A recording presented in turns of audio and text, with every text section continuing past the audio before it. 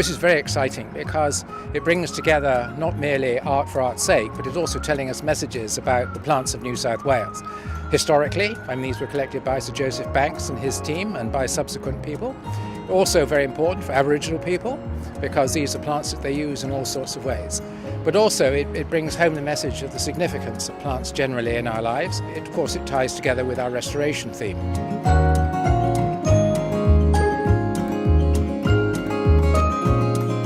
It's been a collective effort, 4 years, Scott and I, and we've actually come up with a new form of Australian art using seed pods.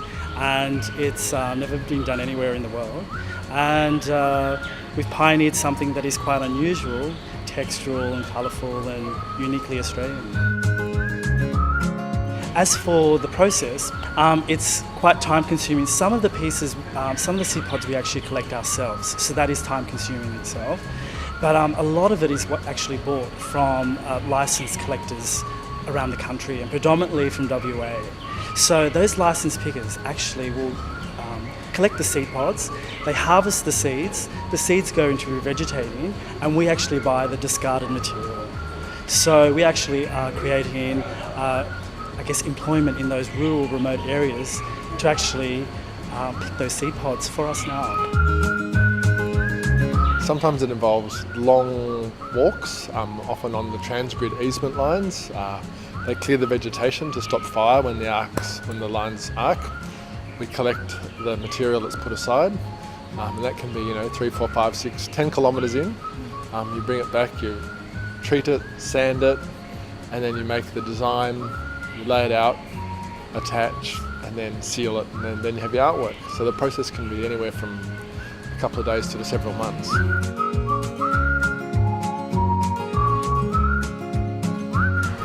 The transit of Venus, where does that come from?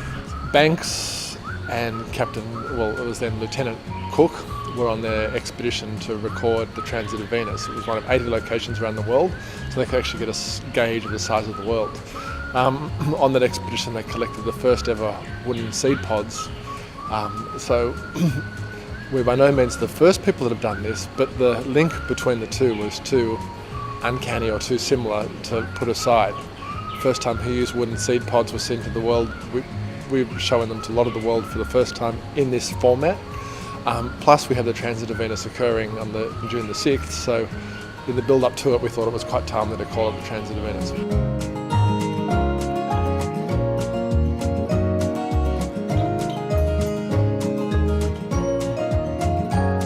What do you hope people will get out of looking at your artwork? Look, it comes with a message of conservation. Everything we do is linked in with bush regeneration projects. So we're showing on two sides what can be done, again with the discarded product. This is something that was traditionally discarded after the bush regeneration process occurred. The seeds were taken out, the casings were discarded. We use those casings to again show Australia in a new light. So it can create a different type of pride in Australia. We haven't pioneered something new, but we've taken something new and perhaps given it a slightly contemporary edge, maybe taken it out of craft and turned it into art.